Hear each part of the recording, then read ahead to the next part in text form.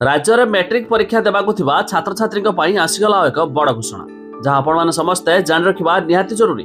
एने सरकार तरफ आसीगला एक बड़ अपडेट 2025 मैट्रिक परीक्षा को नहीं जाना ता पूर्व वीडियो को लाइक करूँ, सब्सक्राइब करना एवं सब्सक्राइब कर पाखर घंटी चिन्ह को दबाई दिंतु। चलित वर्ष फेब्रुआरी 21 आरंभ हो मैट्रिक परीक्षा, मार्च 6 तारिख जाए चलो। तेज सका 7:30 रु 8:30 मध्य छात्र छात्री माने परीक्षा केन्द्र में उपस्थित रहा निर्देश दि जाए।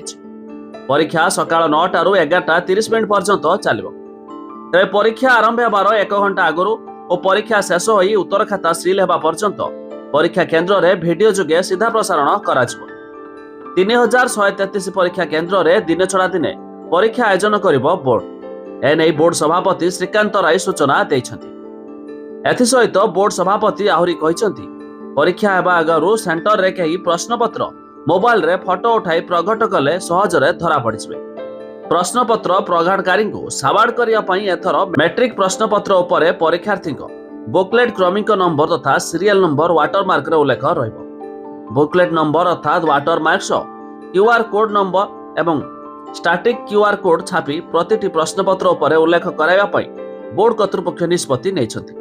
तबे चलित वर्ष बोर्ड परीक्षा रे कॉपी रोकवा को स्वतंत्र व्यवस्था कराई। समस्त परीक्षा केन्द्र एवं नोडाल सेंटर गुड़िकर एआई कैमेरा खंचाई। एसहित 4 स्तरीय स्क्वाड गठन कराई। मोट 172 स्क्वाड गठन हेब। जिला शिक्षा अधिकारी 70 टीम, बोर्ड पक्षरु 42 टीम, विभाग एवं पुलिस प्रशासन स्क्वाड टीम गठन हेब।